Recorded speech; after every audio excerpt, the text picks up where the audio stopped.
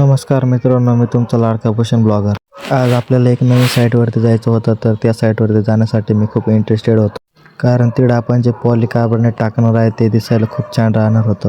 तर आपण आलो सकाळी सकाळी डायरेक्ट दुकान वगैरे थोडंसं आवरून घेत. त्यानंतर गाडीत मशिनरी टाकायच्या होत्या, तर तेवढं काम पप्पांना देऊन टाकलं आणि मी निघालो होतो एका मित्राला घेण्यासाठी. तो आजपासून आपल्याकडे कामाला जॉईन झालेला होता. तर मी त्याला घ्यायला गेलो पालखेडला आणि मला 14 इंची कटिंग व्हील पण आणायचं होतं. मग त्याला घेऊन आलो डायरेक्ट साईटवरती. पप्पाने मशिनरी वगैरे मस्त चालू करून ठेवलेल्या होत्या आणि मी डायरेक्ट गेलो कैच्या बनवायला. आणि यावेळेस कैच्या सरळ नाही तर गोल होत्या आणि त्या मी दुपारपर्यंत टाक्यावरती केल्या. त्यानंतर जेवणाची सुट्टी वगैरे झाली होती आमच्यावाली. मग मस्तपैकी जेवण वगैरे करून घेतली आणि लागलो परत कामाला. त्यानंतर माझा कैच्या फुल वेटिंगचं काम चालू होतं आणि निलेशचं कैच्यांना फिनिशिंग देण्याचं. आणि माझं काम 4 वाजेपर्यंत एंड झालं आणि लाईट नेमकी 4ला जाणार होती. तर कैच्या फुल वेल्डिंग झाल्यानंतर लाईट गेली होती.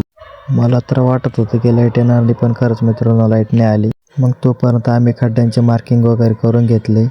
मग परत एकदा जाऊन बघितलं तर लाईट काय आलेली नव्हती. मग आम्ही मशिनरी वगैरे आवरल्या.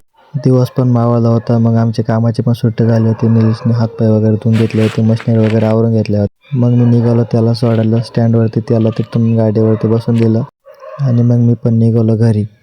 मित्रांनो, मी जी साईट आज चालू केली ना, ती शेवटी पूर्ण झाल्यानंतर खूप भारी दिसणार आहे. आणि यावेळेस तिला पत्रे वगैरे नाही तर डायरेक्ट ट्रान्सपरंट पॉलीकार्बोनेट राहील. त्यातून उजेड पण ट्रान्सफर होईल.